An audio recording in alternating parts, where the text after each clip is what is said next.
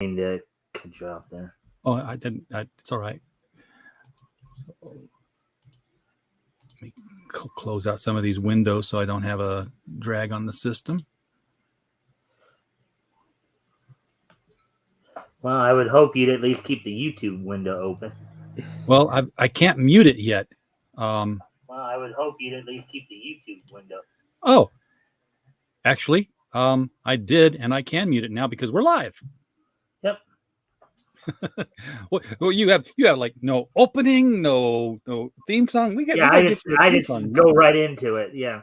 Well, you know I've explained that to you before too. The technical side of it, I'm not as all the editorial stuff and all that. It's a little beyond my expertise. So I focus more on content as opposed to.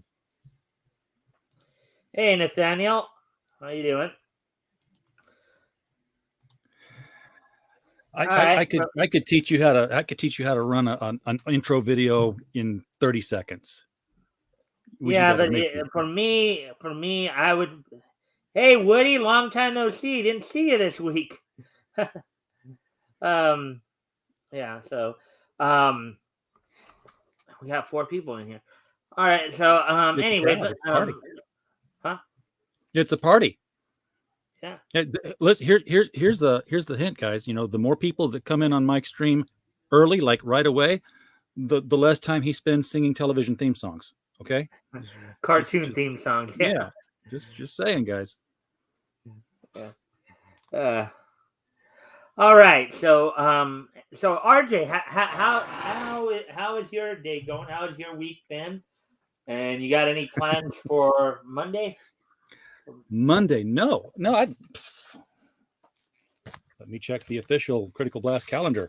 Monday, July 4th. I also did tell you that Monday I'd be doing an open panel that night as well. So hopefully you might be able to join me there. Yeah. The only thing I've got on my calendar for today is the Mikestand. So I got that. And then tomorrow we got the LCS guys. Monday's wide open. I will be on Jack and Fuzz show Tuesday at 1 p.m. Central, 2 p.m. Eastern. Mm-hmm. And yeah, it's fairly open week. So, well, I'm sure it's a little slow booking because everybody's focusing on Independence Day and the 4th of July and those activities. I've got a lot of stuff the week after that even. But no, my day was not my day, but yesterday was spent building this. You see that wireframe rack? So is that part of the reason I didn't see you last night then? Some of it, yes, because you went over too. I know you probably you usually do on 2 hours. Panels. You go 1.5 to 2 hours, like I usually do on my. So I got tired of the little folding table that I'm set up on, and I needed more space, so I went out and got myself a 5-shelf wireframe rack that now I've got everything just kind of stacked up on it, and I've got floor space again. I can walk. Oh, cool. So you opened up your area there then, huh? Yeah, this takes up a lot less footprint just up as a tower. So I've got all these comics that I ship. All the Gemini mailers are up here. My label printer is off the floor. My scale is off the floor. My monitor's moved over to where I can see it better. Yeah, it's shaping up. Still got some work to do on. I'm gonna, with a wireframe rack like this, you can start putting things like little S hooks hanging off the end of it now, so I can put my scissors, my ruler. I'm gonna get me a toilet paper dispenser or a paint roller thing. I'm gonna hang it down from the top of one of these wire racks, so it hangs down. I'm gonna put my labels on it, so I can just roll labels off of it while I'm packing things up. Yeah, I was when you said toilet paper roller, I'm going, what? Yeah. You're not planning on putting a toilet right there, right? If I could get plumbing in here, that would be something. You know what? I would just put it right here. So be like, and today in comics we've got a new thing to talk about. Just a moment. I would never have to get up. And of course I'd not be wearing pants. Which kind of like now, just All right. Let's see. And I also know that you actually are involved with a book, right? Yes, and because you gave me a wrench, I've already gone and abused it and threw the link to it right there at the top of the chat. Well, So people, you want to tell everybody in the chat right now about a little bit about your book? I will do that. Sure. Critical Blast has been a publisher for going on 5 years now. And this latest book is another anthology. It's a fantasy anthology of horror, science fiction, fantasy, comedy, folk tales. It runs the gamut. The only consistent theme is that it's stories of people who encounter the devil. We did The Devil You Know, 20 short stories 2 years ago. It did well enough. And I knew that we were going to do a sequel to it, The Devil You Know Better. We have Mike Barron and Hart Fisher, both comic book icons who have done stories for this, and they're going to sign this hardcover. There's a soft cover. It's available on Amazon right now. If you want to just say, yeah, I don't care about that, I want a soft cover, the link is in the campaign to Amazon where you're like, if you don't want this collectible edition, yeah, just pop over here and just get yourself a regular soft. In fact, Mike, I can do better than tell you about it. I think he's going to show us the book, everybody. This is the soft cover. See how soft it is? And it's thick too. It's 380 pages in soft cover. But and I can go to the last story here and yeah, look at that. El Diablo by Mike Barron. Which is a Spanish word for devil. Yes, for those who may not absolutely. Know. And just a reminder to everybody, if you haven't already, if you guys can like and share the stream so we can get some more friendly people on here, that'd be appreciated as well. Absolutely. But yeah, we have here's The Kingman Deal by Troy Reiser, who was on our stream last night. So yeah, if you just like to read stories like The Devil and Daniel Webster or Faust, those kinds of things, that's what we're shooting for here. And one of the things that I like to do, Mike, when I got into publishing was I reach out to first-time writers who are struggling to get published, trying to find that first break. I find the ones who are doing quality work, and then because of my connections with publishing and reviewing and such, I ask my friends, would you contribute to this? So that not only can the new writers in this book, and there are several first-time writers being published, not only can they say, I got published in this, but they can say, hey, I've been published with this guy and this guy in the same book, right. And I've seen this happen before with our first book, which was Gods and Services. We've seen it with The Devil You Know, people who were first time published. I've seen them get published in other things now. So it's a stepping stone. And that's the one thing I'm proud of that I've offered that. When you can say that you've been published in the same book as somebody who's a bit more well known, like Mike Barron or Hart Fisher, that is going to carry over because it's like, it gives the implication there. Oh, this guy must be as good a writer as these guys. Exactly. And maybe, they're not as good a writer because, you always get a couple of stars in a good anthology and then, the journeyman writers. But it does lend some gravitas towards their resume when they ship out the next story. It says, my publication in history includes The Devil You Know Better, which included stories by Mike Barron and Hart Fisher and some other people in here. Richard Brewer was a surprise to me because he actually was not somebody I asked to submit. He blind submitted from the advertisements. And Richard Brewer is the author of several books, including the book series called Culprits, which has just wrapped production as a Disney Plus series. So, I'm like, I asked him on stream, I was like, why did you send the book to me for the paltry bit that we were doing? He's like, because I liked the concept of the story and I wanted to get it out. All right. So, well, we're coming up on the 10-minute mark now. Is there anything else you wanted to add before we switch over to the main aspects of the show here? One thing I do need.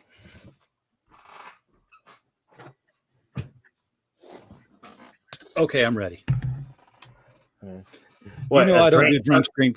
Yeah, I don't do drunk streams either, but I do have to have a drink. Right. Because I'm thirsty. Just as long as you're still in control, that's all I care about. I don't even like anything that's I don't got want you mentally compromised. That's my only Dude, real. I haven't even had a drink yet, and you can't tell that I'm not. Yeah. So no, I don't like drunk streams either. I don't like anything that's so hard that I take a drink. I'm like, oh, that's going to hit me hard if I keep drinking it. I don't like that. So, just some, usually a light beer. I got the Red's Hard Apple Black Cherry Ale here. It's not a high percentage alcohol because I can taste the alcohol, and I don't. If it's high percentage, it ruins the taste of the drink. Right. One more question before I get started here, just as a are you planning on having an open panel on Sunday or no? I have nothing on the book for Sunday, but there's no reason why we wouldn't. Unless, it's like 6:30 and I'm like, I'm tired. Hang on. I don't know if I have anything. No, it's not. It's 2 weeks out. 2 weeks out, I'll be on somebody's show. And that's going to throw everything that I do on a Sunday further out. I make some rounds. I have to drive about an hour on Sundays usually, but I try to do that in the morning so I'm back in time. Tomorrow this Sunday there's nothing putting that schedule off. I was just wondering because I always look forward to the open panels with you. Yeah, and we missed the last one, so if you do one, we'll both be doing two of them in a row. 2 days in a row. Yeah, that'll still be cool. That's fine, and it's not like that. Maybe I should hold off so that we have stuff to talk about on yours. All right. Well, if you want to do that, that's fine. I might do that 2 weeks in a row. Take the Sunday nights off. Yeah. All right. Well, with that being said, then we're actually coming up on 12 minutes now, so I'm going to go ahead and get started here. So what we're going to first do here, of course, is I'm going to talk a little bit about, we're finishing up February of 1939 comics that went on sale. We're focusing in on quality comics, which, of course, is where our friend, as we all like to call him, all right, hold on. What did I do? I don't know, but I'm seeing Kid Eternity's name, and I'm hoping we get to read him sometime.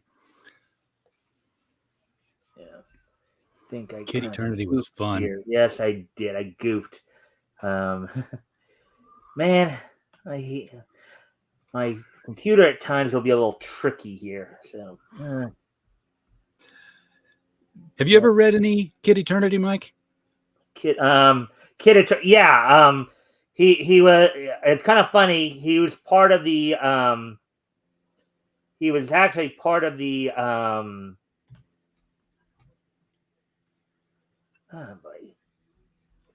He's part of the Quality Heroes. Yeah, he's part of the Quality. I'm sorry. I'm trying to. Fawcett. Well, Quality Fawcett. They all kind of went together. But he like died, and it wasn't his turn to die. So they brought him back, and they gave him the superpower of calling back dead people. He even though he was technically published in Quality, he how do I get this? So what I ended up doing is I ended up separating the screens from like the one where I had all the 5 of them. The StreamYard screen from the Oh, okay, you took the tab away. Yeah, and I'm trying to figure out now how to. Yeah, Woody, you can't take Kid Eternity because he's one of the characters that DC did take on when they bought Fawcett. The last I saw of Kid Eternity in DC was they did a Vertigo three-issue miniseries with him. Had a cool look to him in that, but yeah, basically he was kind of like Shazam. He traveled around with his mentor. His older mentor spirit, and anytime he wanted to call somebody back from the dead, any famous person from history, he just said eternity, and this whoever he wanted showed up. So it's kind of like saying Shazam, but he just had his own magic word, and it just happened to be eternity.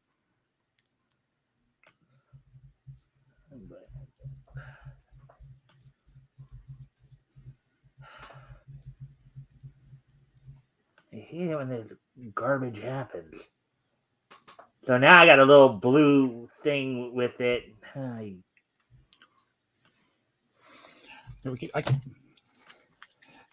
Here, while you're doing that, you can give me like full screen, and I can put up like real comics. And we can just read. I know. I guess I'll just have to deal with this. All right.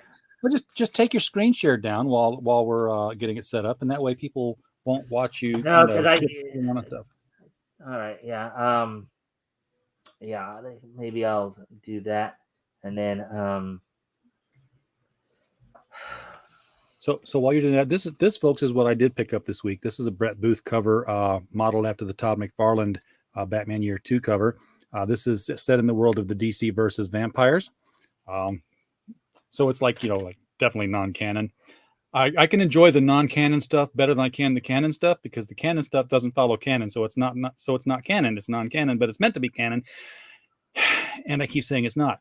And it's okay to be non-canon when you know you're non-canon. Can I say canon enough, or should I fire myself from a cannon?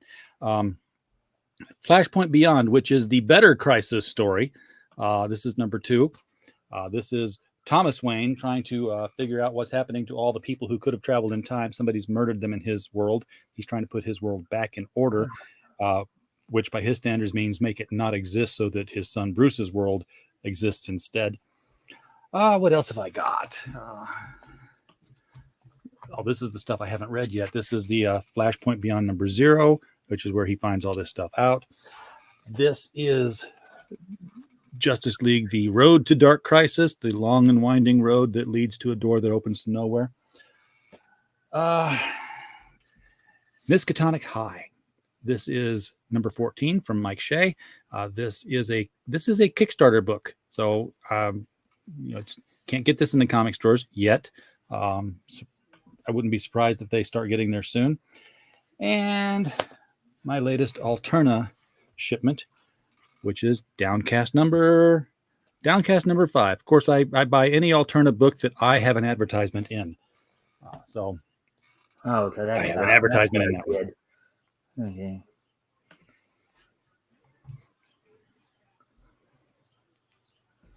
All right. What I'm gonna do is I'm gonna exit the stream for a moment and then come back. I'll be right back. You're okay. You're exiting the stream, okay? And then there was one. So, welcome to the chat. Thank you all for joining us tonight here. We're going to eventually, I promise you, we're going to read some Golden Age comics. And maybe Mike will let me do some of the voices. I don't know. It'd be more entertaining for me that way to get to do some of that. Meanwhile, I guess I'll just, sort the supply case here. This was my pencil holder, has been for 30 years. I bought a more sturdier one now. I just got it. You like my pencil holder, Mike? Yeah, it looks fine. Okay, I'm gonna go off camera for a moment while I kind of get everything back up. So okay, you need to entertain them, and then once I get back, once I got this all corrected and all that, should be able to get to. Well, I'll never get those out of there. Those are way too short. I'll put those down here. There's actually an art to arranging your supplies. So yeah, I've got this wireframe shelf I just put up.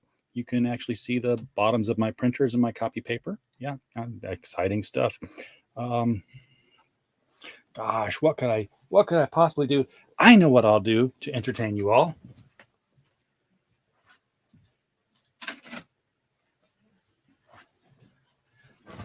Let me introduce you to my favorite icon, Thurl Ravenscroft. Yes, there's a Tony the Tiger behind him because he was the voice of Tony the Tiger for years and years and years. He's also the voice of several of the rides at Disneyland. So if you've gone there, you have heard him, particularly in Haunted Mansion. Does some of the voices there. Yes, he was great. How great was he? The man was a singer. He sang "You're a Mean One, Mr. Grinch," and got no credit for it. He was one of the contract players, got pulled from the hallway because he told me, yes, I had the interview with him. He said, Chuck and Ted, meaning Ted Giesel and Chuck Jones, the animator, pulled him in from the hallway and said, "We need you in here right now." And he spent 5 minutes singing this song because Boris Karloff couldn't carry a tune in a bucket. And then he walked out, and it was a day's done work, and it turned into a classic cartoon with thousands and thousands and thousands of replays. They finally did give him credit. Post credits, they can edit stuff now, but he was there. But since he was a singer, he was also, singing in other things. He sang backup for this guy called Elvis Presley in a couple of movies. He was in the Army Air Force back before we had an actual Air Force, when it was still part of the Army. And he flew the plane that took Winston Churchill to the Yalta Conference. So, this guy. Yeah, Thurl is great. We do have the full text of that interview I did with him on criticalblast.com. If you go to criticalblast.com, find that little search window, just type in Thurl, Thurl, and you'll find it. It's Thurl Ravenscroft. And of course, I rarely do this. I've done thousands of interviews by now with people. And I told him, so I never do this, but I have to. How does one obtain a picture? So he personally autographed. He has them, of course. Had them. The man's passed away, sadly, but he had one sent out to me. Very, very few people that I've interviewed that I've gotten autographed pictures from. In fact, two that I've asked for autographed pictures from the whole time of my career, and this is going back way beyond Critical Blast, all the way back to the year 1997. One of them is Thurl Ravenscroft. The other one was Alan Parsons. So when I got to interview Alan Parsons for when he was first introducing the art and science of sound recording, we talked to him about that, and plus about all the albums that he had done with Lenny Zacatech. And I was like, again, you've been one of my, favorites since you released Tales of Mystery and Imagination. How's one get one? And he's like, oh yeah, I'll just send you one in the mail. Usually I'm, a little too professional to ask, but every once in a while I just become too much of a fan when I'm talking to somebody and I have to get something like that. Mike, how are things in your world today? I finally got all the stuff fixed. I had to close the majority of the stuff out and then put everything back in. So sometimes you have to scorch the earth and then replant. Right. Hey, Shadowhawk. Hey, everybody. Sorry about the delay here. So now, unless I somehow go goofy and my fingers somehow do something like get the tab taken off again or something like that, never happen. I hope it doesn't happen, but. All right. So, anyways, let's go ahead and get started on what we're trying to do. And if you haven't already, guys, if you can like and share the stream, see if we can get some more people in here. I'd appreciate it. I do appreciate everybody who's here already. I just want to have as many people in here to catch all this as possible. So, Shadowhawk. Yeah, we got Shadowhawk, Woody, Action Toys, and Nathaniel, and hello everybody. We got 4 people in here already. Oh, goody. Yeah. All right. So anyways, we're going to look at, as I said, Quality Comics from 1939. We're going to give a little background information. Then we'll go and get into the actual issue of Feature Funnies number 18. So without no further ado here, go ahead and do that. Okay. So if you're all right, RJ, if you're ready, right? I'm ready. All right. So this is just a continuation from some stuff we had read previously. So in 1939, Arnold, that's Busy Arnold, he's one of the guys who helped found Quality, and the owners of the Register and Tribune Syndicate's parent company, brothers John Cowles Sr. and Gardner Cowles Jr., bought out the McNaught and Markey interests. Arnold became 50% owner of the newly formed Comic Magazines Incorporated, the corporate entity that would publish the Quality Comics line. Actually, one of the things I was thinking, and I don't know if I kind of mentioned this before, but even though because I know you were talking about Kid Eternity, even though he was published as a Quality Comics character, he was actually part of Earth S. Yeah, after they acquired him, yes. Yeah. they put him in. They put him where they put all the other Shazam stuff. Yeah, the Earth S for Shazam. Yeah. So, let's see.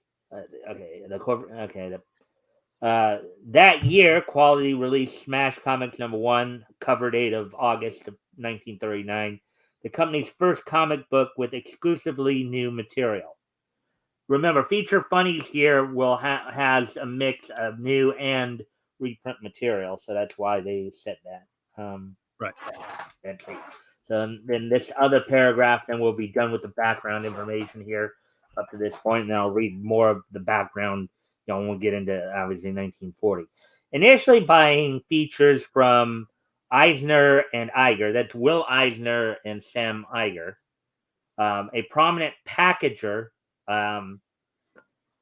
In quotes here. RJ, I'm sure you know a little bit more about the comic book business than I do. Do you know what they meant by a packager back then? I'm not quite sure what it is. But it was basically the person between the comic book. It was like Diamond, but they ran magazines.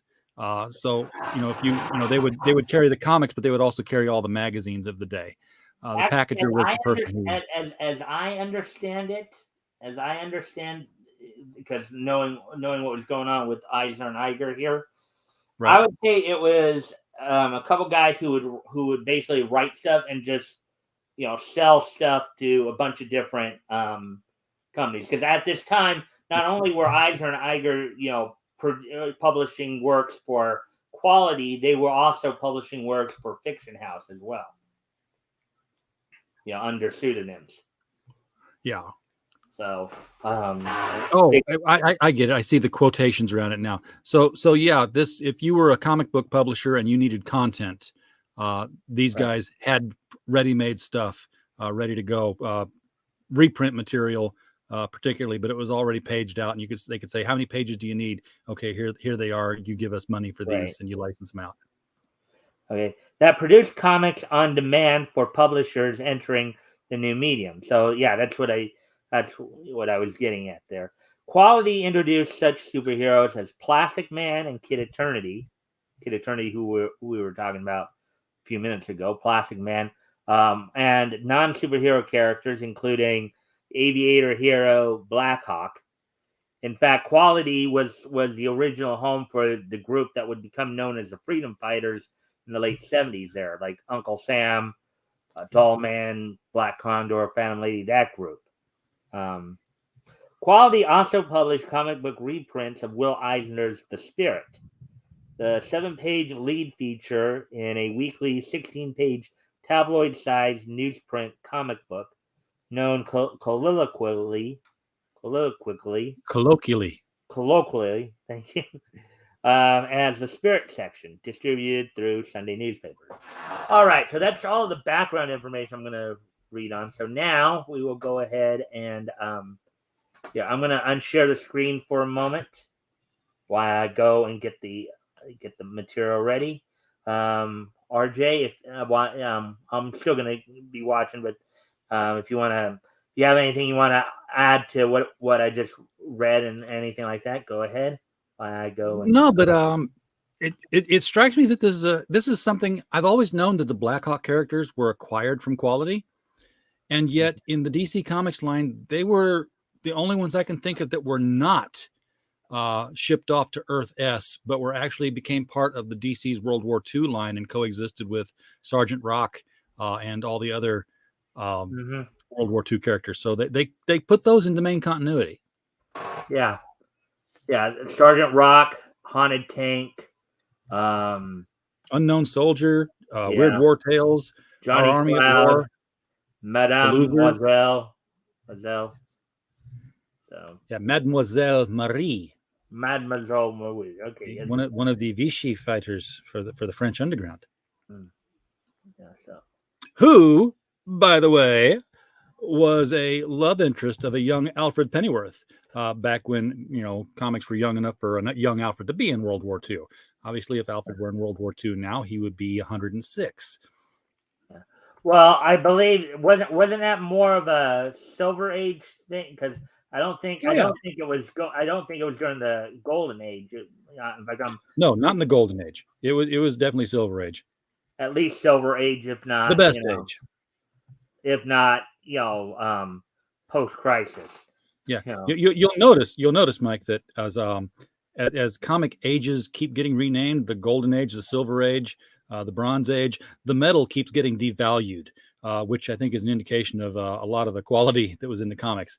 So I like silver. Silver goes with everything I wear. So the silver age is the best age and the most valuable age. Right now we're sort of in the I don't know, Presswood age. Are you talking about the modern comics that are coming out right now? Yeah. Okay, I would call what's going on with the modern mainstream comics the crap age. Yeah, it's the manure age. Yeah, the manure age. Yeah. We want it to sound classy. Yeah, I know. I'm usually the one. I'm usually the one who's usually tries to keep the swearing down. But I don't think you're swearing too much when you say it's the crap age. But we want to. It's the age of ordure. Yeah, as I always point out, there are always better ways of saying things than resorting to swearing or even the more. Oh boy! Here, this is a panel that belongs on that channel, Comics Out of Context. because this is an evolution of language where what he's meaning isn't what it means anymore.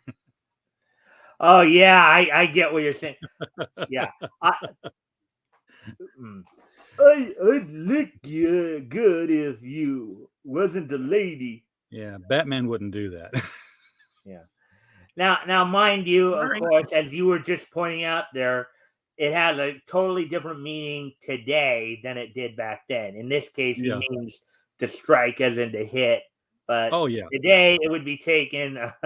But then you notice there, that's not necessarily a lady right there. No, it's definitely not. He was kind of dim-witted. He couldn't tell that he was like facing. Well, we don't know now. Again, under today's comics, maybe he identifies as a lady now. But of course, this isn't based on. This is from 1939. I don't think anybody was pulling that garbage back then. They were, but quietly so. And it was usually done in show business for a laugh. Like Milton Berle would dress up in drag to do a joke. Yeah, he did it often. Yeah, but it wasn't like it was for a joke though. It wasn't like wasn't a lifestyle. Yeah. Feature funnies. Cover date March. Number 18, 10 cents. Starring Joe Palooka. Also starring Mickey Finn, Ned Brandt, The Clock, or what do we like to call him, RJ? Captain Napkin Face. Yep. And the Bungles. Also featuring Jane Arden, Big Top, Espionage with Black X, Dixie Dugan, Toddy, Archie O'Toole, and Lollapalooza. With all that being said, let's get into this.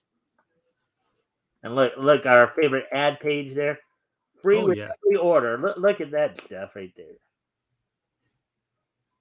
You can get. I need a tape measure and a compass.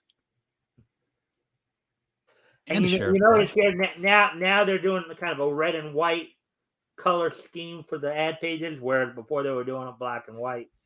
Oh yeah. A little more color to it. G-Man fingerprint outfit. Yeah, look at that radio broadcast set. Broadcast your own programs through your own radio. Basically, which that toy carried on through the years. It used to be called Mr. Microphone. Yeah, I'm not seeing where it's at, but it's to the right of the G-Man fingerprint outfit. Huh. Okay. Oh yeah, I see it now. You would basically turn an AM radio for it. Yeah, you would turn an AM radio to a dead station and you'd come out of it. RJ, could you imagine ordering a chameleon through the mail? Yeah, it's well, you probably got the egg and had to hatch it. Yeah, because I would imagine trying to mail a live animal, even a small one like a chameleon, across state lines would be havoc. You can mail live animals. I've been on the I'm all over the post office rates sites, and they have rates. They have rates for animals, and then they have a special rate for dead chickens. I'm like, I have questions about that, but it's specific. It's specific to dead chickens. So Yeah, a Boeing airplane, right? Send secret messages. Boeing airplane. Look at all this stuff. yeah. You could tell they were trying to get kids to buy stuff here, or whoever would pick up the comics here. New dance book, Lone Star Ranger.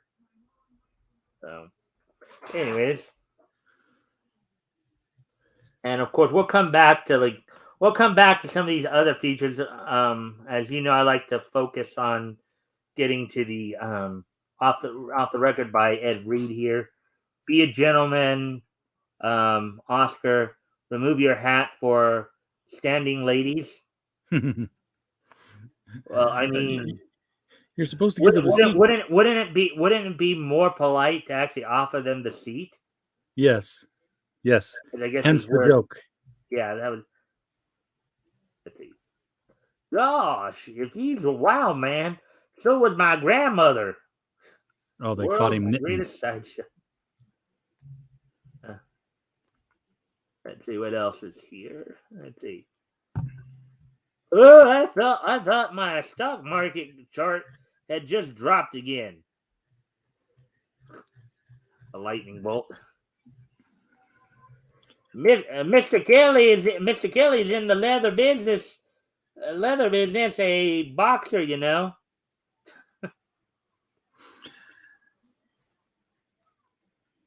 Our quarterback quit.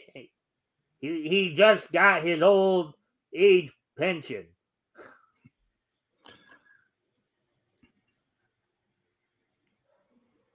I know what this room is, Captain. It's a steerage. That is not the steerage section. Steerage. Steerage is where all the luggage goes. She thinks because there's a steering wheel there, it's the steerage section. Yeah, but look at her. Insert joke here if you get where I'm going. Oh yeah. Well, that's her back. Yeah.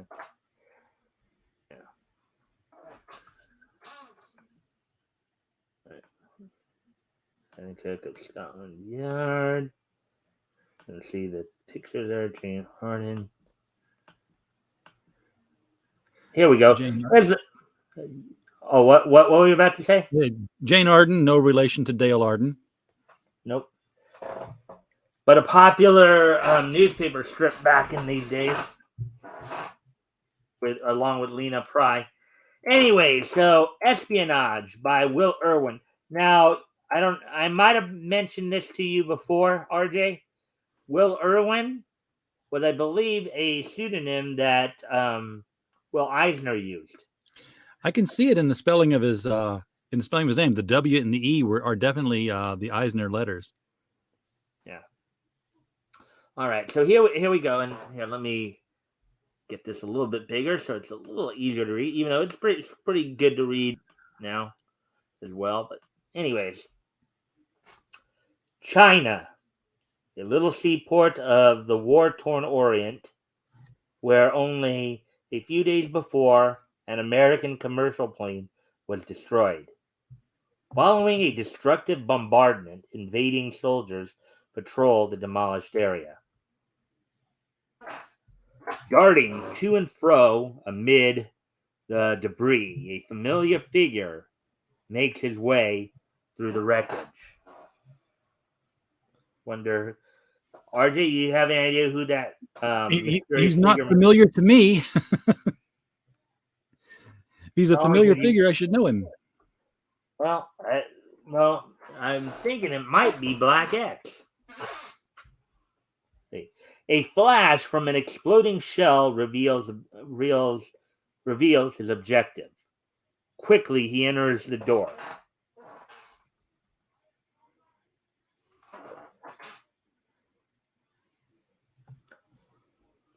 Stand where you are. Who are you? Block X. Block. Okay, no. Black X reporting on K23 matter. You are Agent 27Z? Are you not? Please excuse my mask. I am, and here is your assignment. I want you to meet Miss Mason.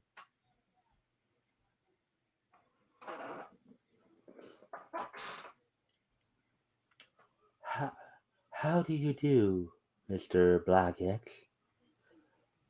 Miss Malone is the lone survivor of the ill-fated airliner. You are to bring her to Washington safely. She's an important witness. Why the mask? Playing cops and robbers?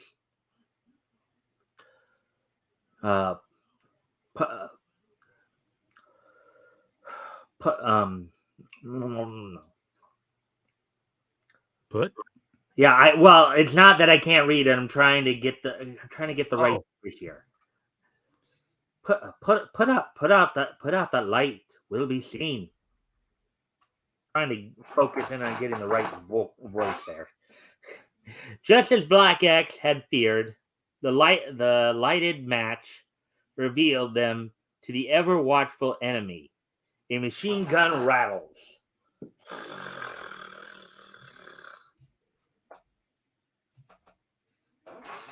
A leaden hail crashes through the window.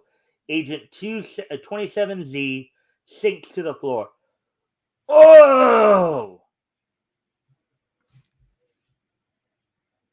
Is he... Oh, how stupid I was to light that match. He's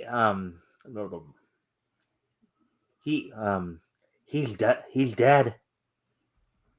Now see here, it's my duty to get you back to America, alive. If you keep pulling boners like that, we'll never reach Washington. Understand? Yes, sir. The last thing you want in the spy business is a beautiful woman who will pull a boner. And why am I chuckling right now? I know why. Because the term boner, doesn't boner have a different meaning today than it did back then?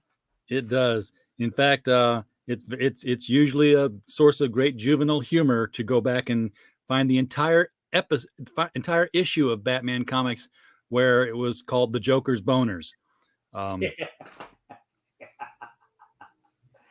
Yeah, because today it has a completely different meaning than it did back then. Boners back then just simply meant like a goof. Yeah. Like a goof or a mistake, absence of mind kind of thing. But today boner has a completely different meaning. Anyways, let's get back to the story here. Shanghai. Despite the war, the restaurants, cafes of the Oriental city do a brisk business. In one of the more popular cafes, Black X and Brenda Mason dine in a secluded corner.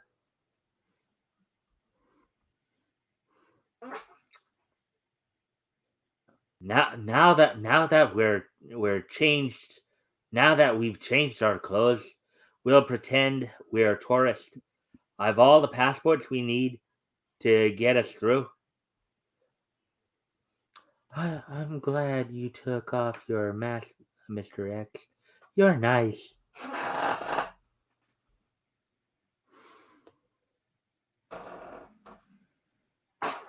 Yeah, if those who bombed the airliner knew you were alive, they'd stop at nothing to remove you.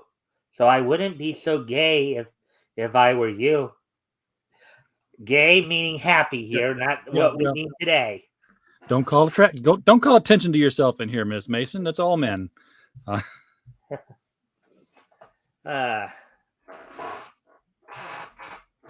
Meanwhile, not far from them, a figure stares intensely at them through a thick cigarette smoke.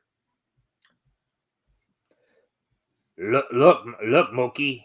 Do you recognize that woman? Why, yes, she was one of the passengers on the American plane we shot down, I'm sure of it.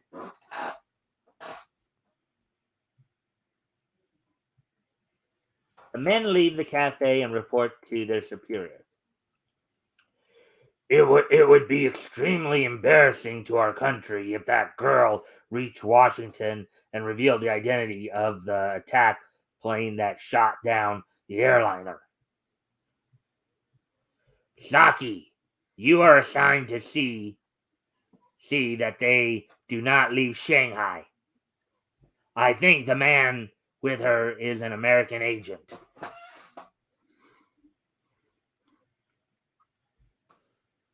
In the cafe, come on, let's go. Get out of here quickly. Let's get out of here quickly. But why? I like it in here. It's so comfy. Like my female voice, RJ? No comment on that, Mike. Come on.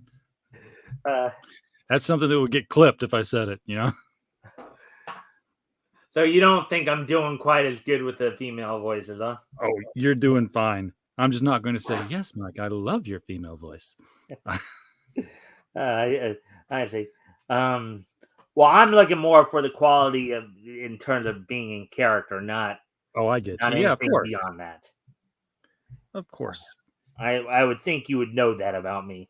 I always thought it was weird when I would listen to the Harry Potter audiobooks and Jim Dale, who's an excellent reader, would start to do the voices, and he'd go to the Hermione character. And I'm like, oh, no, Jim, please don't. Just read. Those two men who were looking at us are rather suspicious in their manner. Hey, taxi! I wish you'd stop pulling me around.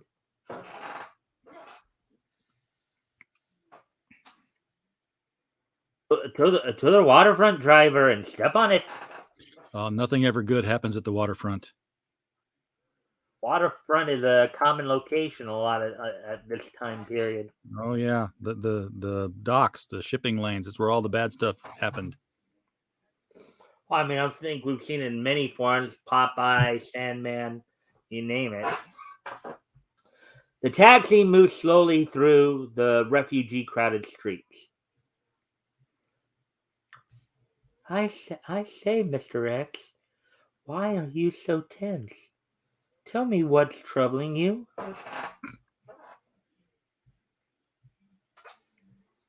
Miss Mason, this is not a taxi. Look at these armored plates beneath the upholstery. We're in a trap. Oh boy. Ouch. That's gotta hurt. Here, take this automatic. You may need it. I'm going now, but I'll see you again. Keep your chin up.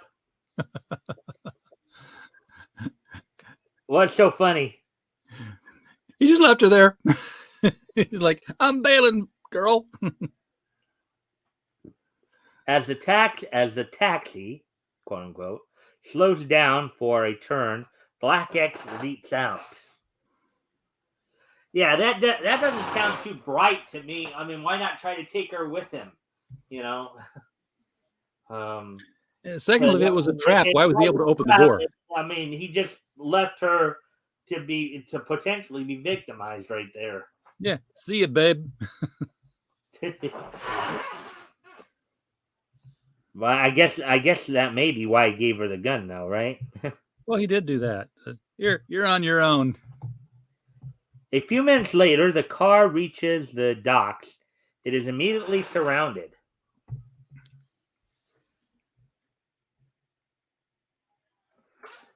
So, driver, this was a trap. I see we were expected. Is that gun necessary? Ju- Just just a precaution. Walk into that building quickly. Oh, come on. Uh, oh, come on in. Come in, Miss Mason. I believe. So sorry to inconvenience you, but you see, it is against the interests of my country for you to return to America. Therefore, you will be our guest till the refugee ship, Tanya, leaves. We will then you will shoot. Then you will have me shot. Huh? She's read our plans. On the docks, Black X, disguised as a tourist, speaks softly to a loiterer. Pleasant weather, sir. I'm Black X. Ich wonderful. Ich Shrell. I'm Agent K5 at your service, sir. They've taken Miss Mason prisoner in that warehouse. Got to get her out and on the SS Tanya before it sails. Right. I'll have it. I'll have a speedboat waiting for you under the docks.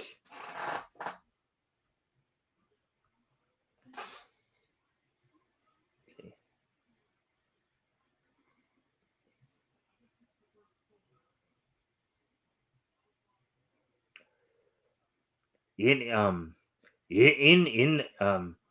in the rear room of the warehouse, there's a trap door. I'll have the boat. Okay, actually, in the rear room of the warehouse, there's a trap door. I'll have the boat waiting beneath.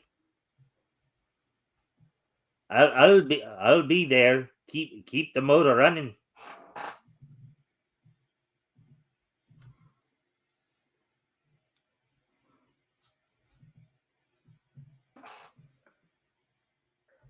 At the entrance of the warehouse,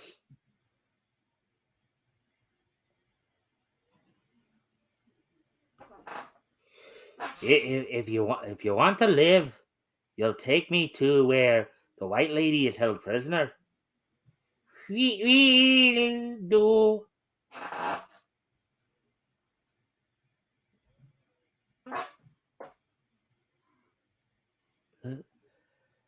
Like in the movies, you arrived at the crucial moment.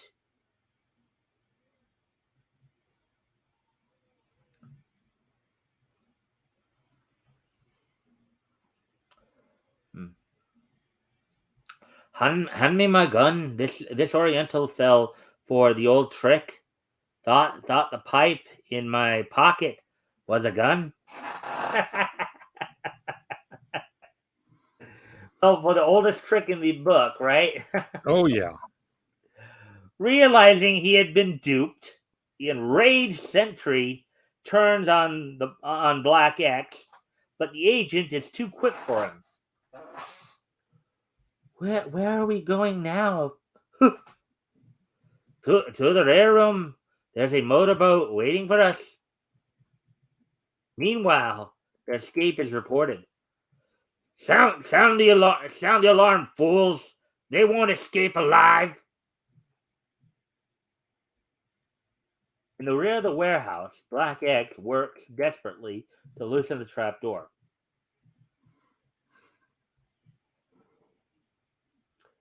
I hear soldiers coming.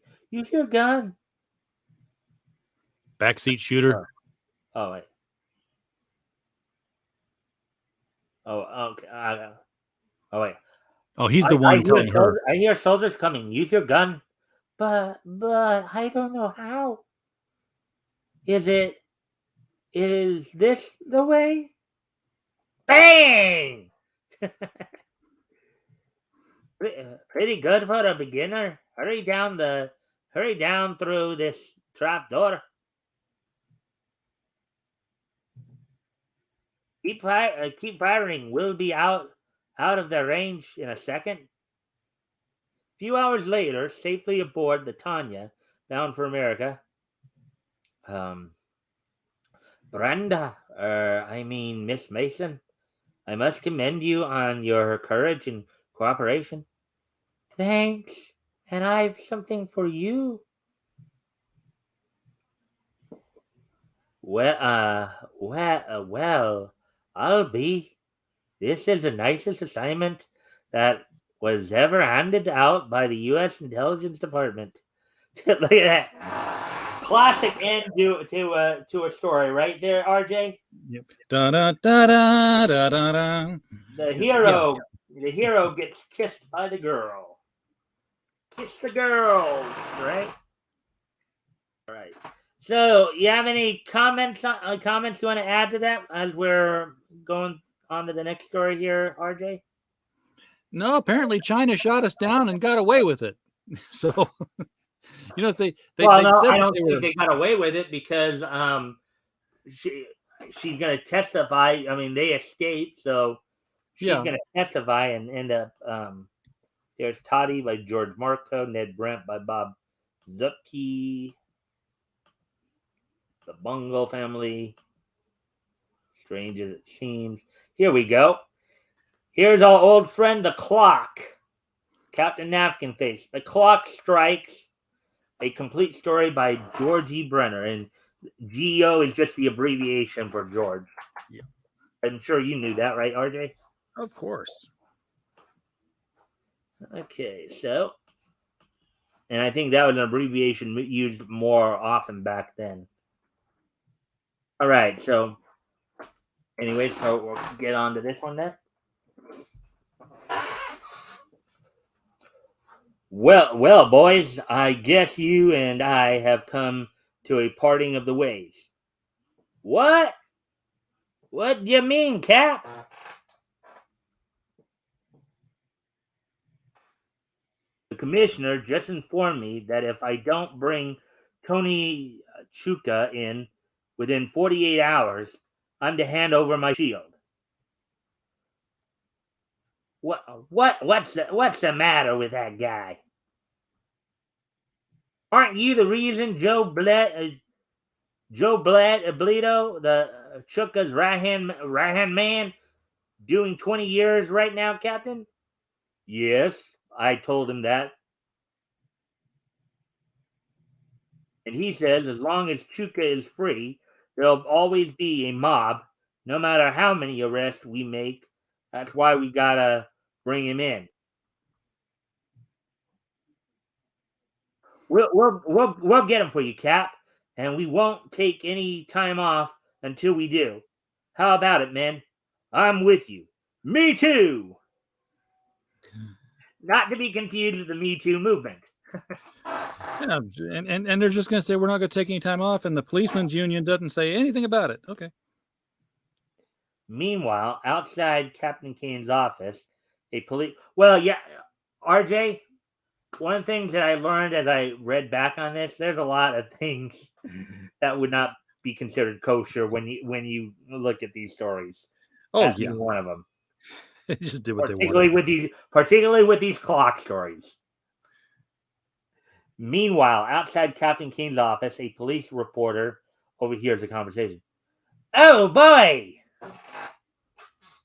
It's always a reporter hanging around in the hallway. And he heads for the nearest telephone. Wait till I give the editor this story.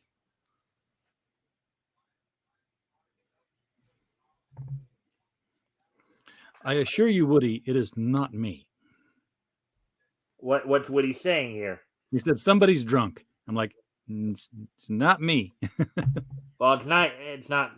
Mike, you should have RJ read the announcer title lines. You did that one. Yeah, maybe I should when I have you on. But kind of already into this. Maybe I'll probably do that next time you're on. Run with it. At least then that would take some of the strain off of me of trying to like change my voice around all the time. Exactly. All good comics are like crack. Is that what you said there, RJ? Well, yeah, he was reading crack comics.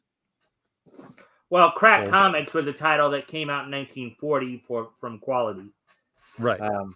I believe that was actually the title that the Clock actually, or not the Clock, but actually it was the Clock who transferred to that title from Feature at some point.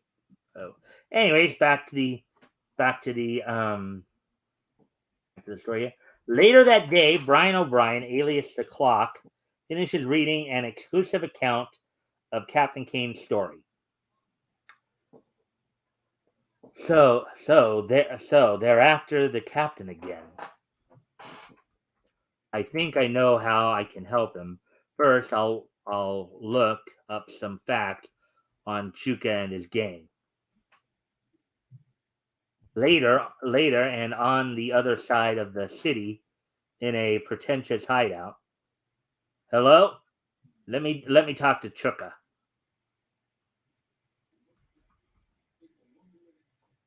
Oh wait. Oh. Hello? Let me talk to Chuka. He ain't here. Who are you? I'm a friend of Joe Bled's. He give me a letter to Chuka and told me to call him when I got in town. Well, okay, come on over and make sure you ain't trailed. That bird sounds on the level, but I better tell the boss. You got an honest voice. Hey, Tony, a guy just called and said he had a letter from Bled. I told him to come over. What's the matter, you fool? Is your head getting soft? This might be a trap, you know. The cops are hot on my trail. There's the buzzer now. It must be him. Listen, Mopey. Mopey, interesting name. Take no chances. Test him out. I'm gonna hide in case it's a trap.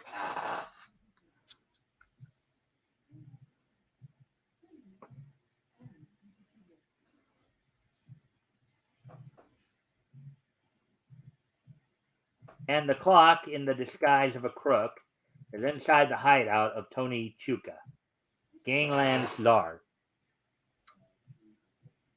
I'm the guy that called you a while ago. What's your name? Read this. It'll tell you all you want to know.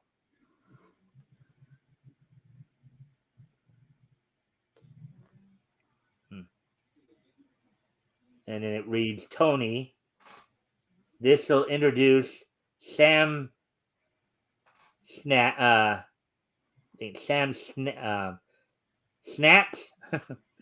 a cop killer, if there ever was one. He had the cell next to mine, so I can vouch for him. He needs a job.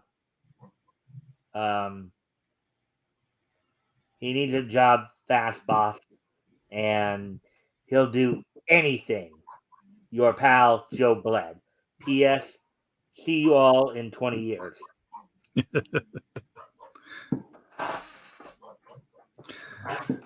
Okay, well, if you come with a letter, then sure, you're legit. Yeah, I mean, a letter of introduction for an assassin. That's hilarious. That's class. Well, you know, mobsters were classy people. Oh yeah, they had a certain aura about them, right? A cop killer. Yeah, I hate them all.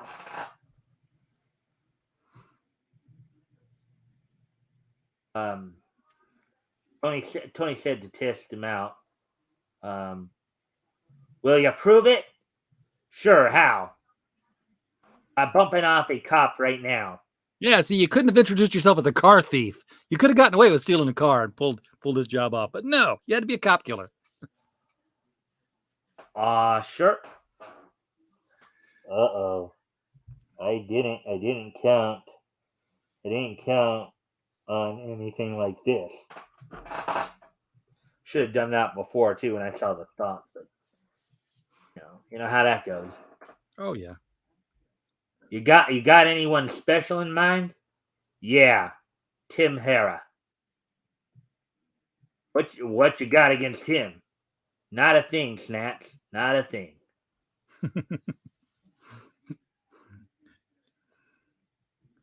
He's a cop. I guess he's just trying to test if he just randomly kills somebody, I guess. Yeah. Said you're a cop killer. Kill a cop.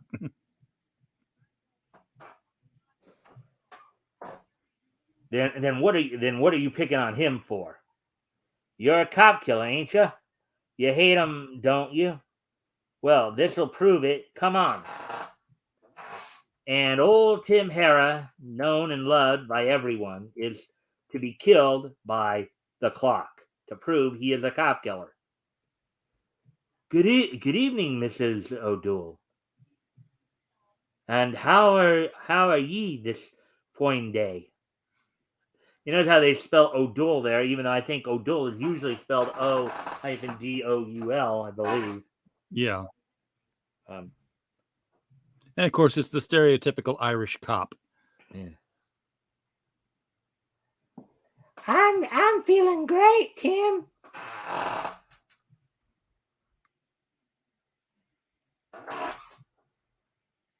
That's him. Now do your stuff. Okay. Give me everything: the gun, the silencer, and a hunker rag. Hunker rag. Even I haven't heard of that. I haven't heard of a hunk of rag. Oh, like a okay.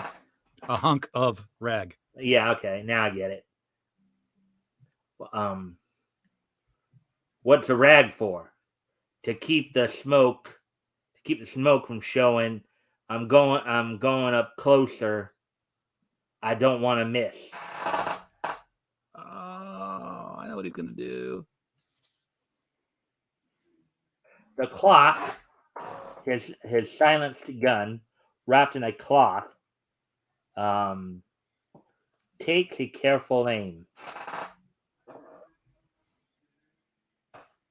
And at the same time, Tim Hera gasps at his chest and falls to the ground. Oh! Oh! The clock mingles with the crowd that was gathered around the fallen officer. And a moment later, he joins Mopey. Why did you have to go look at him, you fool? I like to gloat over me work. That's why. Sounds even back then, he probably sounds a little mentally unstable, doesn't he? Yeah. Back in Chuka's hideout. Wait here. I'm going in to see the big boss. I tell you, Tony, Snatch is okay. He dropped Hera with one shot and then goes over and gloats over the job. Bring him in. I can use him tonight.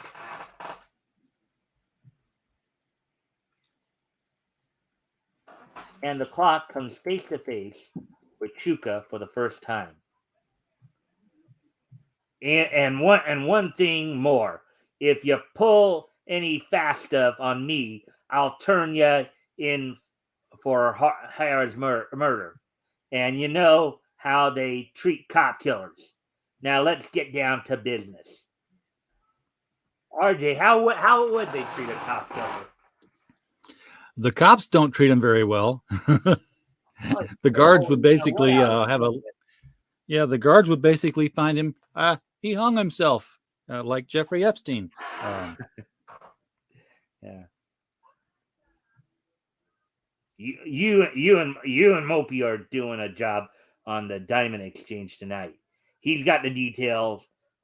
I'll be over at the shack. You guys come there when you're finished. I'll see you later, and no slip-ups. Get me?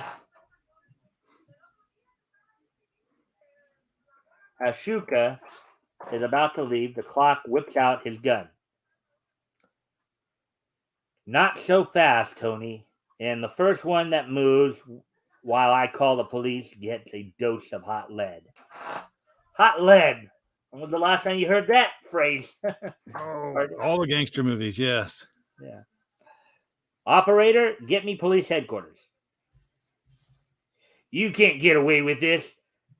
Snaps, I'll squeal on you to the cops for Hera's murder.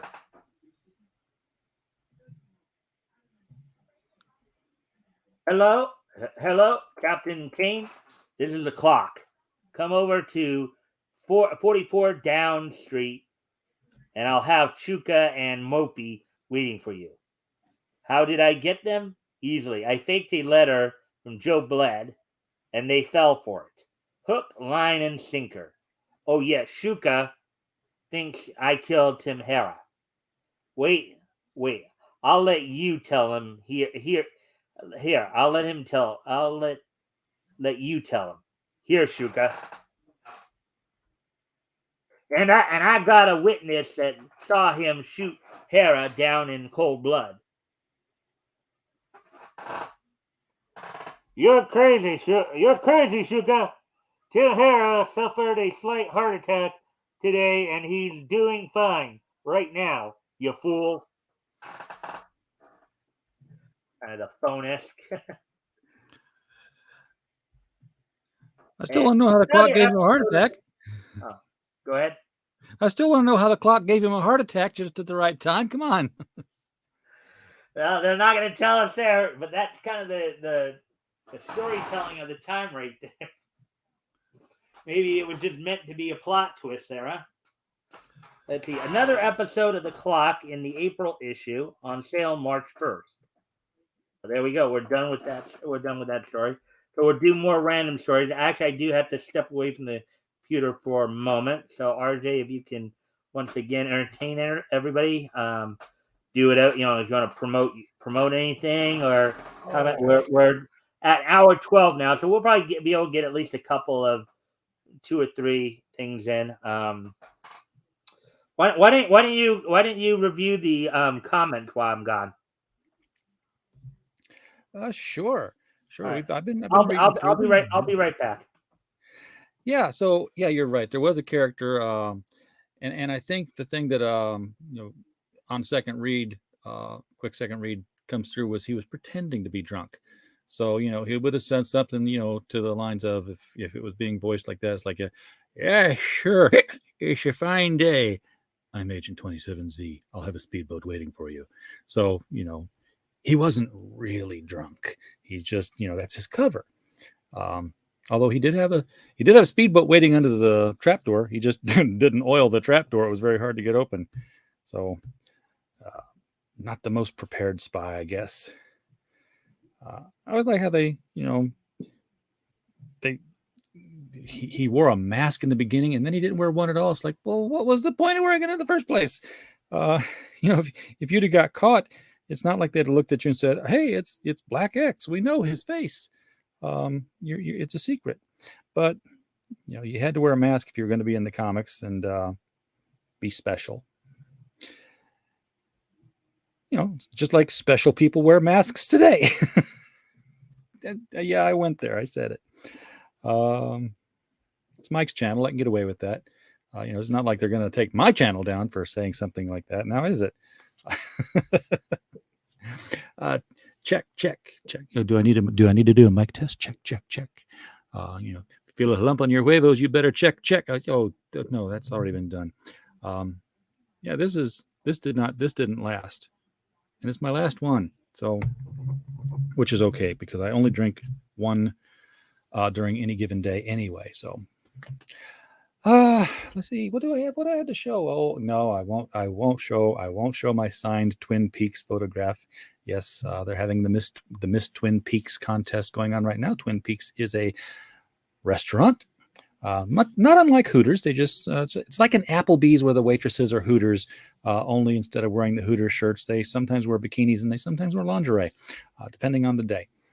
Anyway, they're doing their nationwide Miss Twin Peaks, and of course, the one in Rogers, Arkansas, had their candidate, and she was there signing photographs for people. And of course, because I do collect signed photographs, obviously, I had to pop in for a burger and fries and go say hi to Mackenzie for Rogers, Arkansas. The voting's still on if you want to go to twinpeaksrestaurants.com and find Mackenzie from the Rogers, Arkansas place. Give her all 5 of your votes because they give you 5. Somebody wants to see the trifecta photo. Huh? Okay. Well, let me see if I've got that Velcro to the wall here. It is up with Velcro. Aren't you the lucky ones? So now the thing I can't do is control the, Mike left, but I don't have the steering wheel. So we do the best I can here to get this little image in there. So there you can see I've got the Adam West signature. There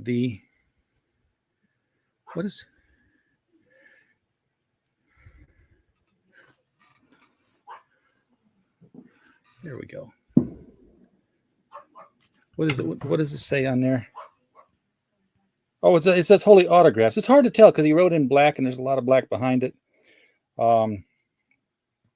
Adam West was sharing, I guess, the same black Sharpie. And then what I did was I mailed it off to Yvonne, who was not at the convention, but who I had contact with before. And she signed it right there in the middle. There's a little smudge on there, and it's really cute because she sent a personal note with it said, "I'm sorry about the smudge. I tried to get it up, but it still shows a little." Signed Yvonne. So I was like, I got another free personalized autograph from her. It says, with bat hugs, best bat wishes, and holy autograph. Burt Ward, Adam West, and Yvonne Craig. So that's that. And I'll put this back on the wall where it belongs.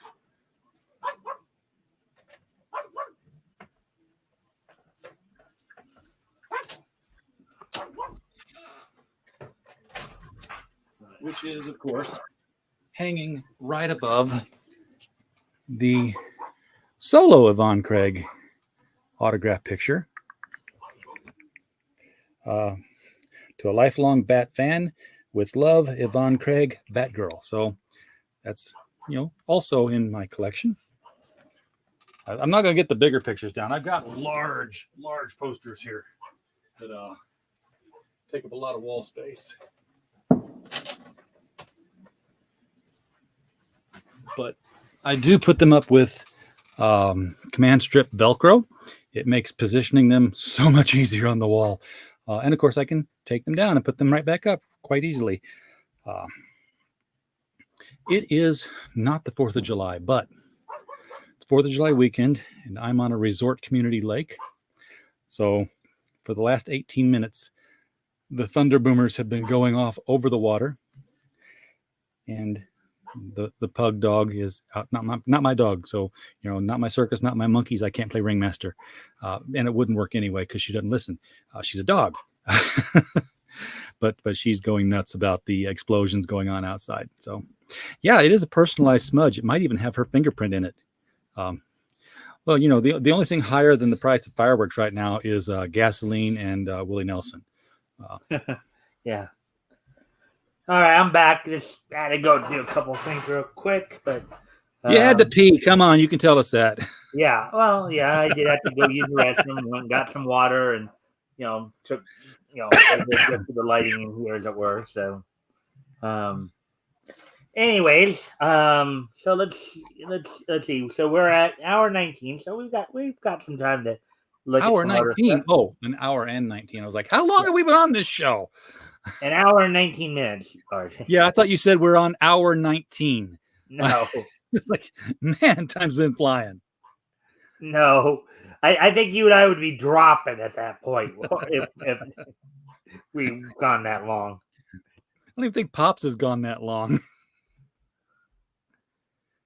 Yeah, okay. So anyways, let's go ahead and work our way through here then and see what else we can find of interest. Lollapalooza. It's a nice lady. Now, with some of these reprints, what I tend to, as you may know, RJ, what I'll do is I'll just read like unless it does prove to be more of a continuous story. I usually will just read, one. Sometimes they have like 4 pages, but I just may read the first page usually because unless it is a full on story. But usually most of these reprints are all standalone, so it's like 4 different stories. So I figured with these reprints, I usually will just read the first page, unless it shows signs that it's going to continue on to the next page. So, and of course, it's got a Rube Goldberg device, which is what they're all named for. You'll see complicated devices these days, and people will still say, "Oh, it's a Rube Goldberg device." Rube Goldberg, the guy who is the writer and creator of Lollapalooza here. Yes, but his banner thing there is one of his Rube Goldberg devices, which is how to take your own picture. You knock one thing off. It was always basically dominoes, but without dominoes themselves. It was one thing hitting another thing until something happened. Yeah. Kind of like that board game mousetrap, right? Exactly like that board game mousetrap. Yeah. Lollapalooza by Rube Goldberg. And we've seen a lot of Rube Goldberg devices in Tom and Jerry cartoons, too. Exactly. How to make your own picture when you bump the pedestal, Coconut Falls, Seesaw, which lifts, blindfold from alligator's eyes. He snaps at camera, bulb, which is painted yellow like alligator pear, and takes your photo. So look at that. Yeah. Interesting. Knock it up, boom, lifts it, bites it, takes your picture. Of course, you got to get an alligator.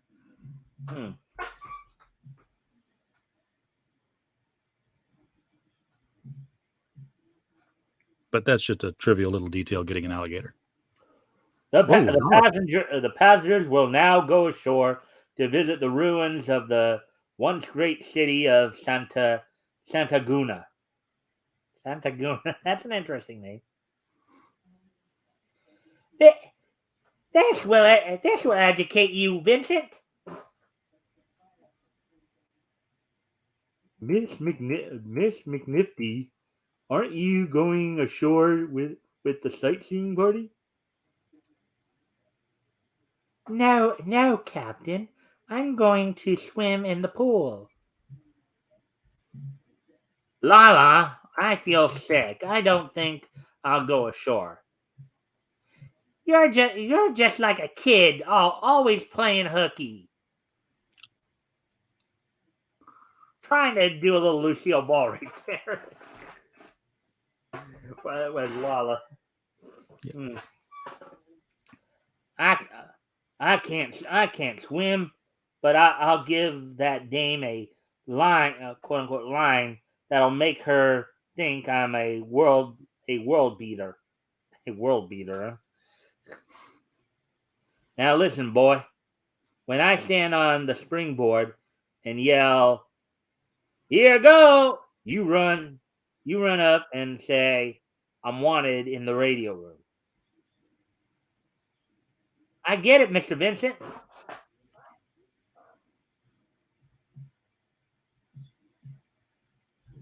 Hello, Miss McNifty.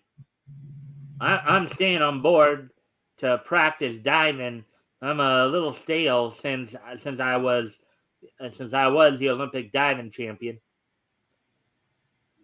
Will you show me how to dive?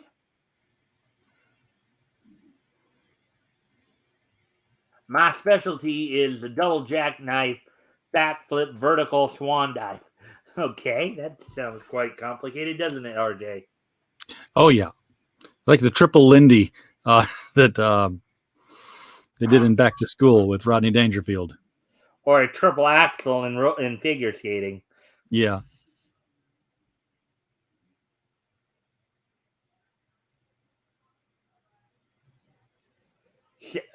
Say, boy, you're supposed to be working below. Now get down there. Here I go. Well, go ahead. Don't be so modest. Here I go. Oh, boy. You knew that guy wasn't going to be reliable. Something was going to... Oh! Help! I can't swim!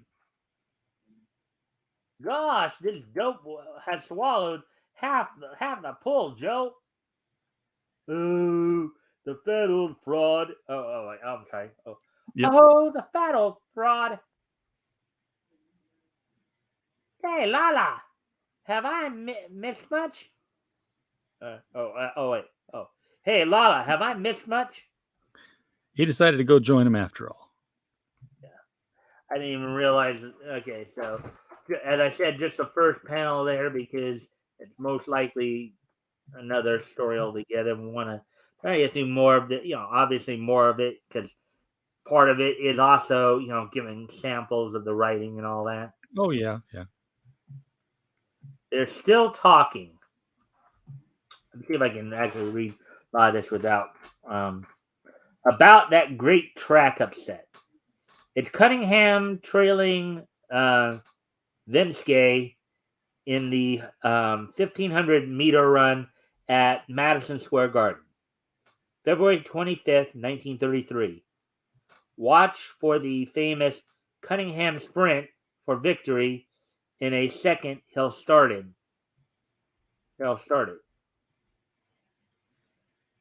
There he goes. There goes Cunningham. But look at Venske.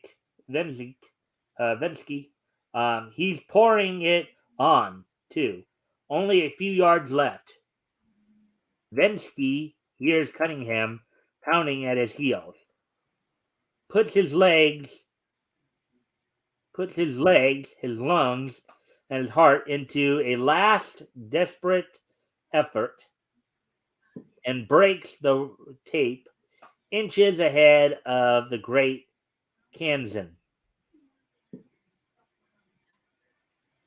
So great was the awful strain of that grueling race that both men collapsed on the track after the finish. Wow. Talk about pushing yourself. Yeah. This is Gene Venske, ladies and gentlemen, who choose the national, that might have been chose, but they may have misspelled it, the National AAU Senior Men's Track and Field meet to gain revenge on the man who had breezed past him too many times to snatch victory from his apparent grasp. So, there we go with that one. They're still talking. So this happened in 1933, so they were still talking about it in 1939, I guess. I guess. 6 years later. Archie O'Toole. Now this is another Will Eisner strip right here, under the pseudonym Bud Thomas. Archie O'Toole. How to make a monster. And then I can't really read much of that.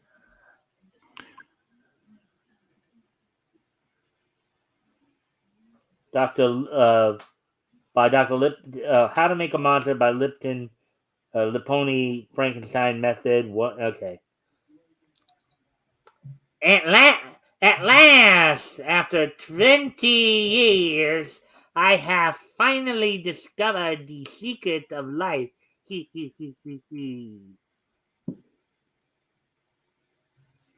Then he injects this serum in the veins of this monster I have created.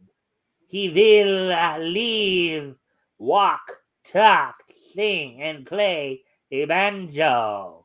He'll be known as Finkelstein's Monster. On the road outside the weird tower, a figure drives his car and sings a classical song. Flatfoot Floggy with a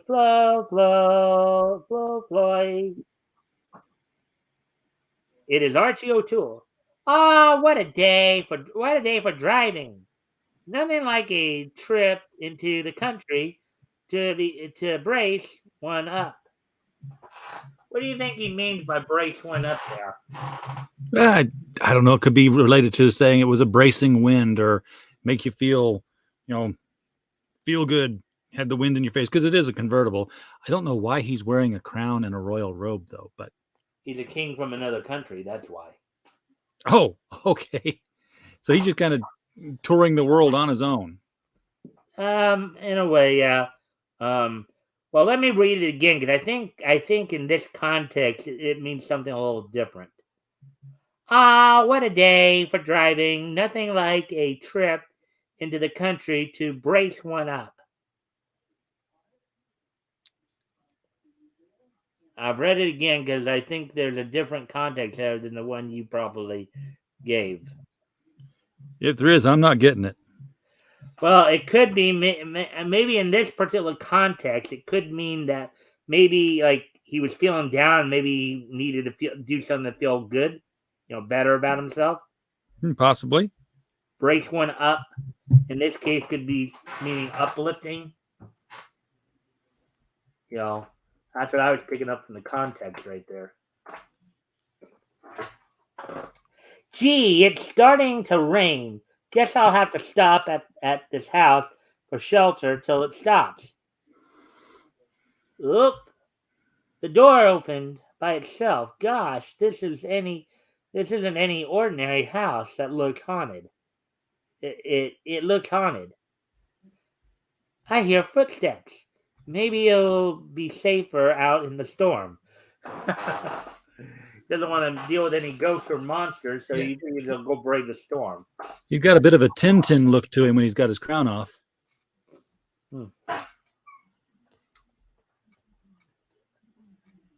Welcome, young man. I'm Dr. Finkelstein. You are just in time. You are lucky. Come up, please. Must I? I think I ought to get home. I let the windows open. Nonsense. You are about to see the greatest experiment of our time. You see before you a monster made exclusively by me. In a moment, you will see life created, a miracle performed. Dr. Finkelstein sounds like he's got a god complex, doesn't he? Yeah.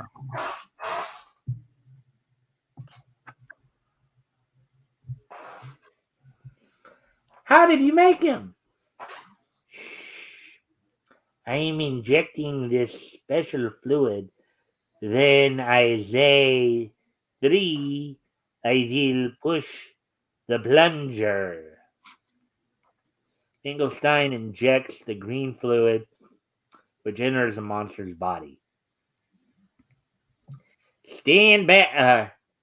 Stand back. It begins to work. The body is moving. That is that knocking noise. It's my knees. It's my knees. Oh yeah, that's Eisner. That Eisner's drawing the monster there. You mean? Yep. Hey, okay. Why don't you tell everybody how you know that's Eisner? Because that's the same way he drew African American people in the spirit. So is this another one? Is this another possibly offensive characters? Well, it is now. And, it was obviously a very racial stereotype then, too. But. And they're calling him a monster here, too. Yep. With a mighty groan. Oh, Lord. What? And I just read his dialogue. Can I read the monster's dialogue, please, when it comes time for that?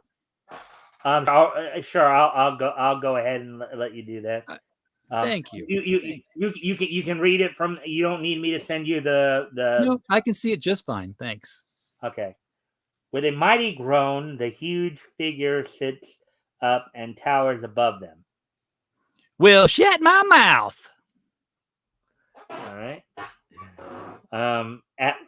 At last, it works. A living, breathing monster. Fame and fortune are mine. Hollywood will seek me out. Stand back, I command you. You want Yes, to do boss, it again there, but RJ? I sure is powerful hungry. Guess I'll just let you do that character right now. If you seem to enjoy that. Food. Do I have enough to feed a monster? Don't worry. Come to my palace. I have lots of food. But at the palace, sinister forces await the return of our hero. Now Butch, when O'Toole shows up, sock him in the snoot. RJ, what's a snoot? That's the nose. Here. Right there. Right, the nose? Right in the nose. Yeah, kapowie to the moon.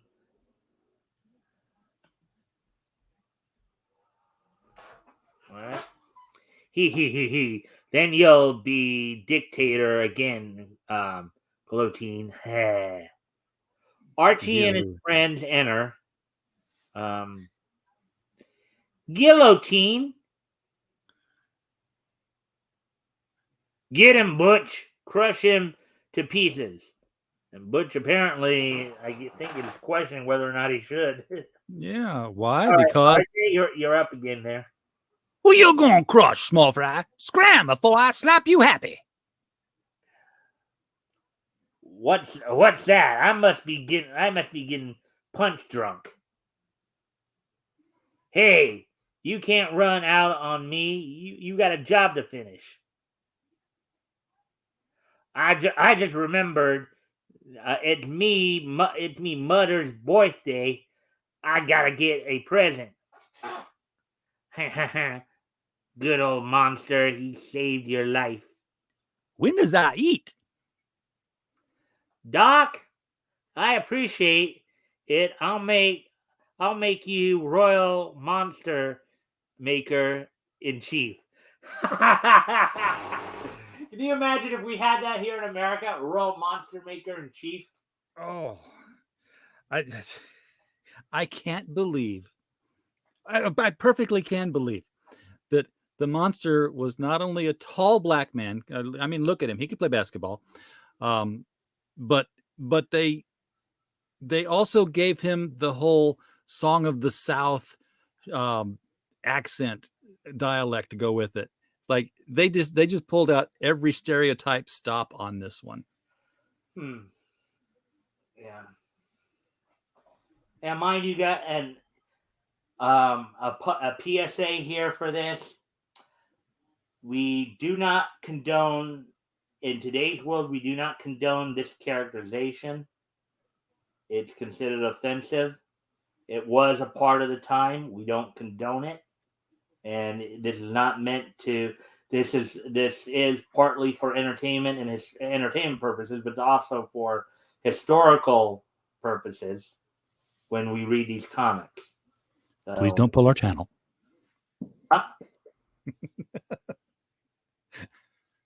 Well, yeah, I always know. Like, I don't pre-read these, so I don't look for these because I think I've told you before. You know, when Batgoat was still co-hosting, we would have some debates on whether or not I should cover some of these stories at times because of the offensive nature. No, they're educational. That's it's important to remember what we used to have in comics. Yeah. Let's see. We're at hour 39 now. Okay, so might have to start wrapping. Well, hour 39. I guess we could. There's Gallant Knight here. Big Top. Want to get to some more of the more funny stuff. So I'll skip some of the Slim and Tubby. Off the record. Wait, your palm red today, Mister. Want your palm red today, Mister? Oh, and apparently it's a truck that has a left turn signal that's a big hand that sticks out to the side. He's got it on a pulley. He pulls the thing when he wants to turn left or stop people. Off the record by Ed Reed. Don't put him in there. That's my flower bed. Okay. I don't know what the joke is meant to be there, but aside from just a simple, not realizing it's a flower bed, but yeah, it's goofy humor. Why would there be a flower bed in the nursery? Come on. Well, nursery has two. I mean, you call a place where you put babies in a nursery, but you also call a place where you keep flowers in a nursery too, right? Yep. He was just, doing both. Look, that air you gave me wouldn't stay in the tires. Oh, that's actually a one. Oops, oh well. You didn't fix the flat. Mother, I never should have married a guide in the first place. All right, I don't get that one. The signs on the wall are all direction signs. I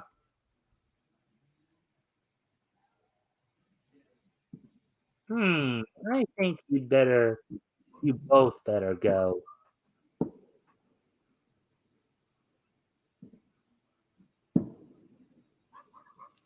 Oh, it's a dating bureau. She's woman enough for both of them.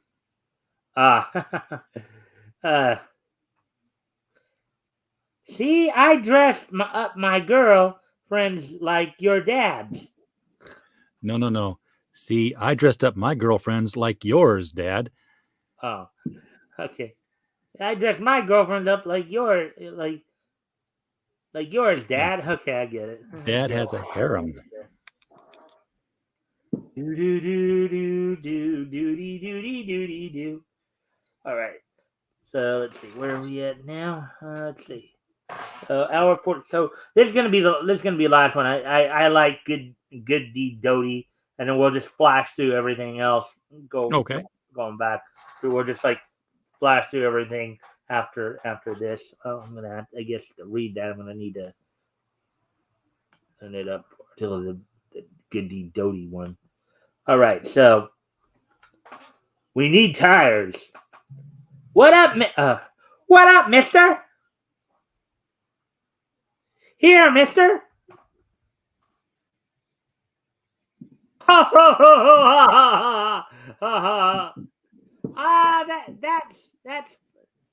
That's that for today. Good deed Doty right there. We need ties. The little girl goes out trying to do good deeds for people, but they don't always. Yeah. I thought he said they needed tires. They needed ties. They're putting down a railroad. So she went out and got neckties. Dixie Dugan by J.P. McAvoy and J.H. Strabel.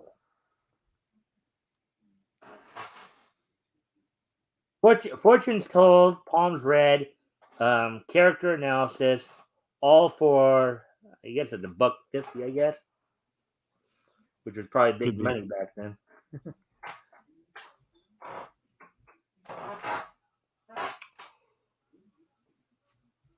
It's a lot of bunk. It's a lot of bunk. I'm going in just for fun.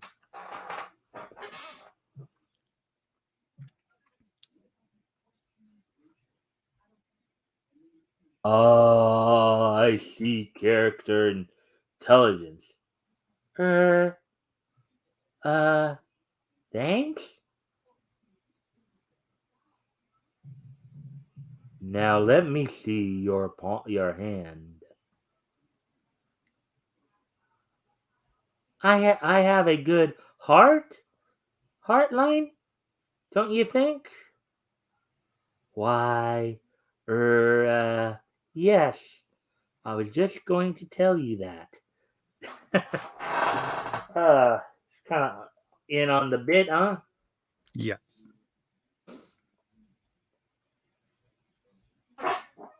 And my career line isn't so bad. Let me see yours. Oh, you're going to get married and have 6 children. Really? She sounds like she's trying to turn the tables on this guy. She's turned it around on him. You have a determined jaw. You're progressive, thoughtful, and you'll be successful. And okay, I can't eat. That's a little faded right there. And you'll be successful. Maybe she'll end up going into the fortune telling. Just a moment, young lady. Here. Doodle do. You can have my job.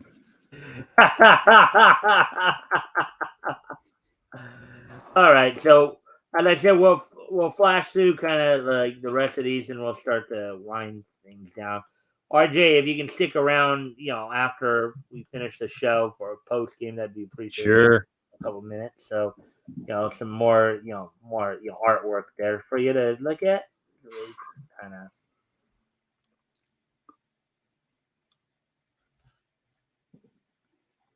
Richard Manners, the Super Sleuth. Strange as it seems.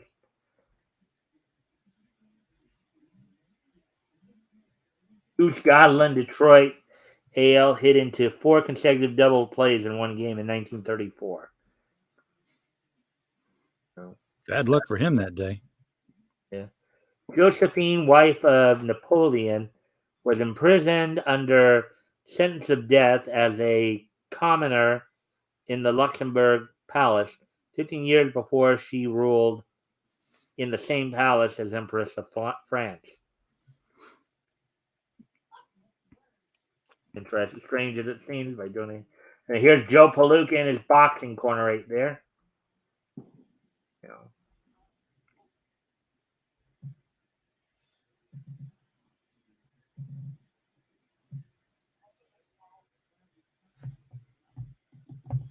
Some interesting stuff here.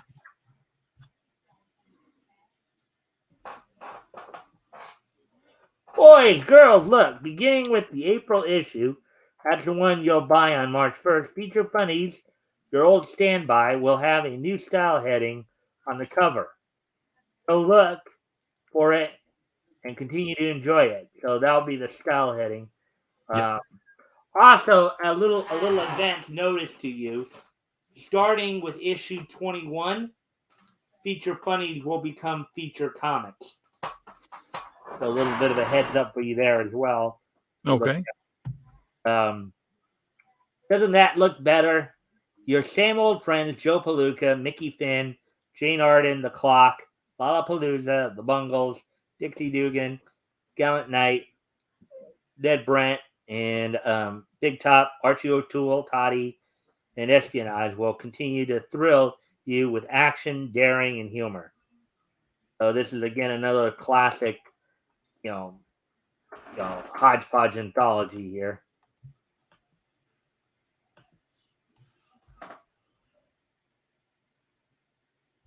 And there we go. So, anyways, I think we're up to let's see, we're at hour 48. So I think it's a good time to start wrapping things up a bit here. I hope everybody enjoyed the stories tonight, and my voice work. I did the best I could. How did overall, RJ? How do you think I did on the voices? I think you did just fine, man. You had everybody was individual. It's and I'm waiting now for us, to move into today in niche history. Yeah, it's that time. So let me just look up. Let's just remind myself of some things here. Got to order. Actually, we do have a couple. couple of real interesting things from long ago. I'll get to those in a moment here. I All right, have so a without little any further ado, today is Friday, July the 1st, 2022. So let's take a look back at this day in Nietzsche history. History! Right, RJ? Yes, we just had an echo. I have one niche history day, but I'm going to wait to see if you get it first. I won't steal it in case you've already got it. All right, well, we'll wait and see then. All right. So first off, our first piece of niche history, we're actually going to go back 100 years ago today. Ooh. As on this date, 100 years ago today, the during the silent film era, Pat Sullivan's Felix the Cat was featured in a movie called Felix in the Swim. So the silent film Felix in the Swim, starring Felix the Cat, Pat Sullivan's Felix the Cat, premiered in theaters on this date 100 years ago today, back in 1922. Wow, he's an old cat. Yeah, I looked a little bit more information on him when I earlier, because obviously you can tell there's and I could show the video there because they have it on an internet archive there, but yeah, so back in 1922, Felix in the Swim premiered in movie theaters. You'll laugh so much your side will ache, your heart will go pitter pat, Woody. He reaches into his bag of tricks. Yeah, you know the song, Mike. Vaguely. I mean, I do remember kind of watching Felix the Cat cartoon shows when I was a kid, but it's been such a long time since I've seen any of them. And I didn't watch the later ones in like the 90s or 2000s, but I remember there were some on when I was like real young. Oh yeah. Always start with the little chimes. Doom, doom, doom, doom, doom. Felix the cat, the wonderful, wonderful cat. Whenever he gets in a fix, he reaches into his bag of tricks. It's what we do on this show. We sing cartoon songs, guys. Come on. Yeah. Mm-hmm. Anyway, speaking of quote unquote cartoons, as it were, our next history, we're going back 80 years ago today, as on this day, 80 years ago today, from what was at the time known as Timely Comics, which would later become known as Marvel. Terry Toons Comics #1 went on sale on newsstands on this date 80 years ago today. Now, Terry Toons from Paul Terry was, of course, the set of cartoons that featured like Mighty Mouse, Heckle, and Jekyll. Now, of course, neither character was in this particular issue, but you had such characters as Dandy Goose, Oscar Pig, Dinky, Frenchy Rabbit, Nutty Tails, Wacky Willie, and Andy Wolf. Stan Lee edited this, and he actually wrote a lot of these stories. But on this date, 80 years ago today, Terry Toons Comics #1 went on sale on newsstands for 10 cents, 64 pages, and it was a monthly title. And as many comics were at this point, they were, and Ernest Hart was the artist in this book, cover art and the artwork throughout it as well. He had an earnest heart, I believe. Huh? He had an earnest heart, I believe. I'm sure he did. All right, so next up, I'm going to actually head back only 20 years ago today, as on this date 20 years ago today, the WWE held its Monday Night Raw event from the Verizon Wireless Arena in Manchester, New Hampshire. The main event of that particular show saw The Undertaker retain the undisputed championship in a ladder match against Jeff Hardy. Also on the show, saw Booker T defeat Big Show by countout. You saw Bubba Ray and Spike Dudley defeat Chris Benoit and Eddie Guerrero. Saw Christopher Nowinski, one of the Tough Enough competitors, defeat Bradshaw in 57 seconds. Of course, by this time, he had already he'd already, he was no longer on Tough Enough. Obviously, WWE had actually signed him by this point. And then Brock Lesnar defeated Ric Flair to start off the show in 7 minutes. So on this date, 20 years ago, Monday Night Raw from Manchester, New Hampshire, from the Verizon Wireless Center. So, and our last piece in each history takes us back just a mere 10 years ago. As on this date, a mere 10 years ago, the following anime would make their premiere on this date 10 years ago. Silverlink, Chitose Get You, Zebek and production IG's Lagrange, The Flower of Rini. It's the second season of that. JC Staff's La Storia della Arcana Famiglia. And PA Works Tari Tari. So those 4 animes premiered on this date 10 years ago today. So there you go. So that's neat history. I think RJ, you said unless you think I already got it, but I don't know. You did not get it. So I will go ahead and give my little this day in niche history. On this day, July 1st, 1949, a full 73 years ago, Mr. and Mrs. Barron gave birth to a young boy named Mike, who would go on to create Badger, co-create Nexus with Steve Root, and write much of Marvel's Punisher. Not to mention have one kick-ass story in the end of The Devil You Know Better, the anthology on sale now from Critical Blast Publishing, crowdfunding on Indiegogo. Get your copy today, only $25 hardcover, signed and numbered. So Mike Barron was born on this date in 1949. Is that what you're saying? Yes, he was. So that would, you can still go to Facebook and wish him a happy birthday. Well, I don't know if I'd actually ever talked to him too much, so I don't have him on Facebook as a friend, because we had not really, I don't think he and I'd actually ever really interacted before. So I'm not even sure if he even knows who I am. So,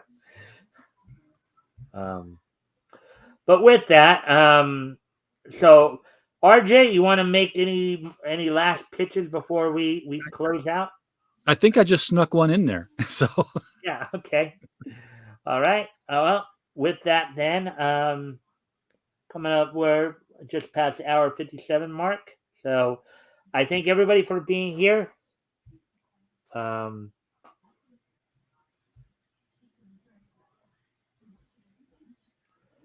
ha, Woody. You see that down, and at least he's not calling me that, but you see that last comment there, RJ? Manchester getting renamed to Personchester. Yes, well, yeah. Manchester had an issue with it. Yeah. Anyways, all right, guys. Well, I thank everybody for being here tonight. I hope everybody enjoyed the content. This Monday, of course, we'll be doing an open panel night, with it being the 4th of July, Independence Day here in the States.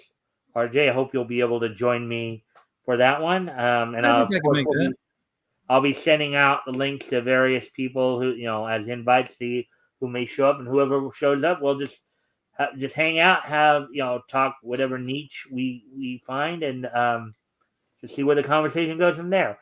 And of course, next Friday, the 8th, I will have Chris and Diane Tomulovich with me, as we will start our coverage of March 1939.